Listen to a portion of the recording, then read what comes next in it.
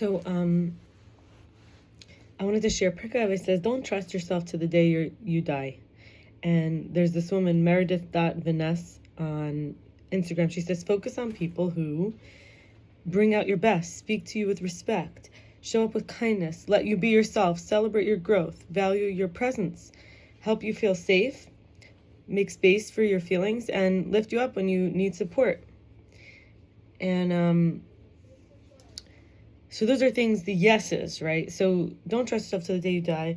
In other words, without this, who knows if you'll be okay? So,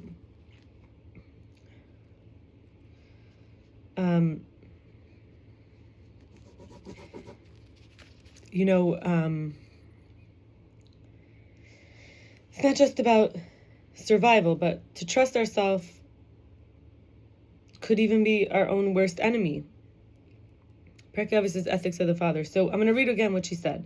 Focus on people who, because life is with people, bring out your best, who speak to you with respect, who show up with kindness, who let you be yourself, who celebrate your growth, who value your presence, who help you feel safe, who make space for your feelings, who lift you up when you need support. And I have some more quotes. So one of them is from Koheles, ecclesiastes, which is 1:18. "For as wisdom grows, vexation grows. To increase learning is to increase heartache." And I've been thinking about this a lot because I do feel like there's a level of,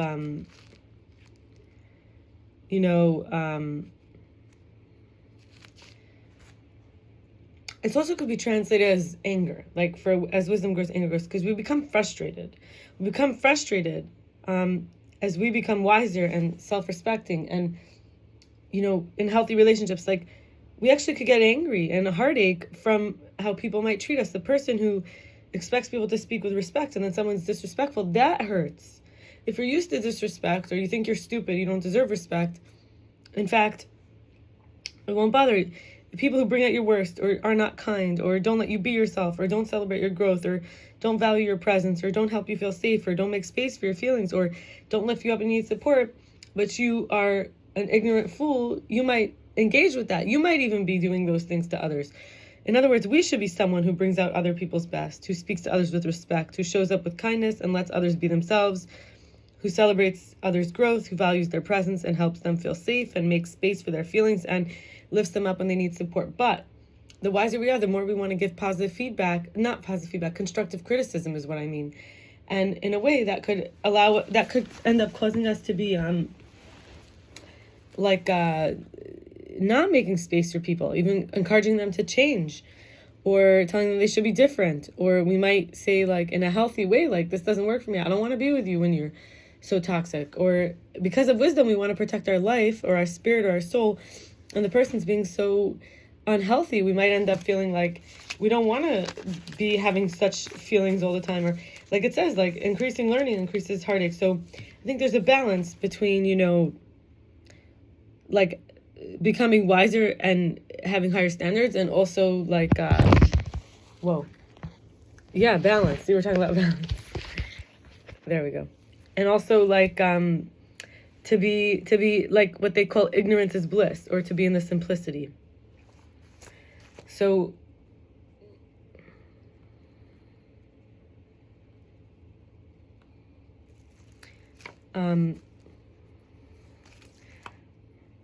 So in life, we're really balancing sophistication because we want that. We want things to become more seamless, and we want to grow up and have less baggage and become better. But also we want things to be simple, no vexation, no heartache. And yeah, so I wrote down some guidance, like everyone is obliged to gain. This is things that I learned from various places, but it was more like in the flow. I don't know if people said it in these exact words. Like, all are obliged to gain wealth. We have the capacity to have abundance. We are not victims in poverty. And I've been thinking about this a lot. Like, to become wealthier would mean that I would be, like, it's an obligation I have in this world to become wealthy in abundance so that I could travel and have more hobbies and do more things, go to shows, God willing. And also to know we're all capable of getting overrun by emotion. So sometimes I'll judge someone because I didn't know what they were capable of. But the truth is they're only capable when they're in that place. Now, I don't know what brings them to that place. And I have to look at myself that way too. And then also this idea of asking guidance before transactions. Transactions is when we exchange energy. So exchanges, giving, taking, right? So I feel like this is a big deal because sometimes we don't realize we think we're giving, but we're taking, and we think we're taking, but we're giving. Like someone's giving a rental, but they're actually taking your space because now you have to guard this object that you're watching for them, but you're renting from them. You're paying them for them to have more space, right? So sometimes things are backwards. Sometimes we are paying a company who's taking our information by giving us, access to a program.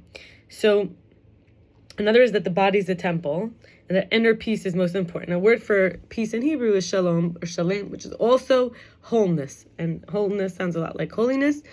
And holiness in Hebrew is also to do with separation. So in wholeness, we separate like from everything outside, right? But also it's inclusive of everything. So this idea of, asking guidance could be with my intuition, with my past self, with my future self before transactions. And then also recognizing that our body's in transaction. We're exchanging with the world. Things coming in, things going out. And our inner peace is most important. So do I want to bond with somebody who I have to carry all their stuff that they don't like about themselves and they put onto me, even if they don't say it out loud, but they treat me that way? I want to share from Dr. Constantine.Nancy-bisbikos. I'll spell it. DrKonstanty.Nancy-bisbikos.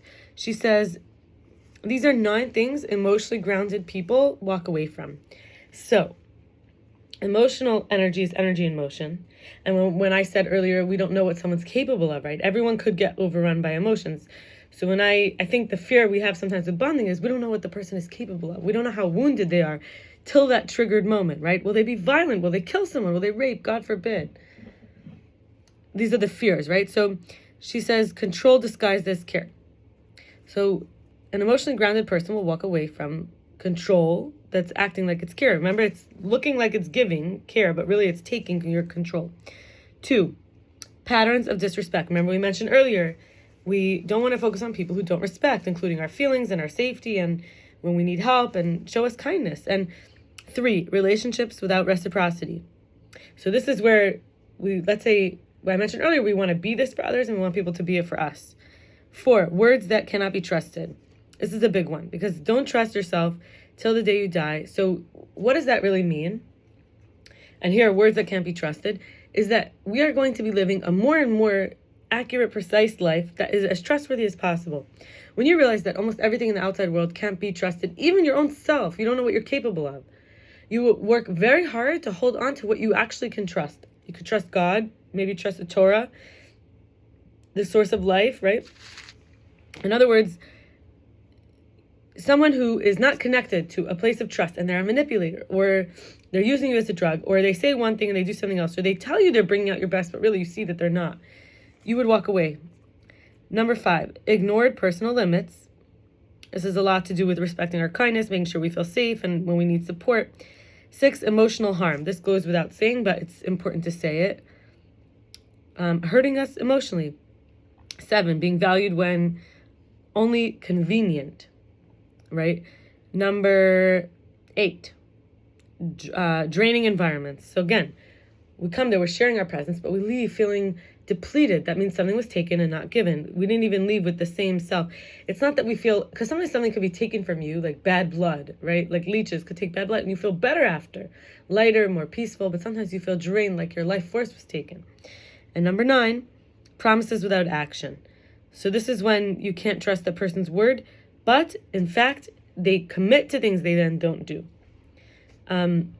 So I want to share 2 more things. One is we don't need approval. We don't need to take it personally when people are traveling, tired, anxious, when people are afraid, toxic, tonic, or neutral, like when people are in that, because whether someone's toxic, tonic, or neutral has nothing to do with us. It's about them. People who are lonely or have resting bitch face, or they may be unaware. People who are mourning or covering up pain or afraid of help or don't know their own magic or power. We don't have to take personal or need approval, like amends or a chance to have integrity and tolerance. When we make amends, which is to repair something, or apologize, get forgiveness. When someone is feeling like a failure or worthless or craving approval, or when someone's stuck in fight or flight mode, we can lead by example, even if we feel flawed, unacceptable, or threatened by others' success. We don't have to take personal when someone needs to be an expert or they're arrogant. We don't have to try to save everyone. And we can plant a seed, leave the door open, and know that we all have different priorities and values. We don't have to take personal or need approval when someone's judging themselves. Everyone has access to, quote unquote, like the empire, like the royal sovereignty, and we don't owe anyone anything. And the final area I want to share in is I attend. It's going to be for. I think it has to be for next time.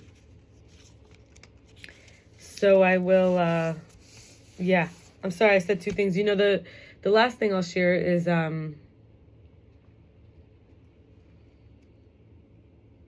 man named Yoshua Weissman. He made a beautiful painting I want to show you. And with this living Jewish, I just want to show you the beautiful painting. And he says, every person plays a unique and essential role in hastening the arrival of Mashiach. So all of this idea, balancing the simplicity and sophistication, is for the sake of wholeness. Because we don't know what people are capable of. And I've focused on how we don't know what they're capable of when it comes to losing control and maybe they do something harmful. But we can also learn what they're capable of by when they do all the things that are good, when their words can be trusted, when we can focus on the people who bring out our best and speak with respect and living in this Mashiach life where they're willing to be that. And when we don't take things personally, we're whole. We're whole. The other person doesn't define us. We define us. We represent ourselves. All the best. Bye.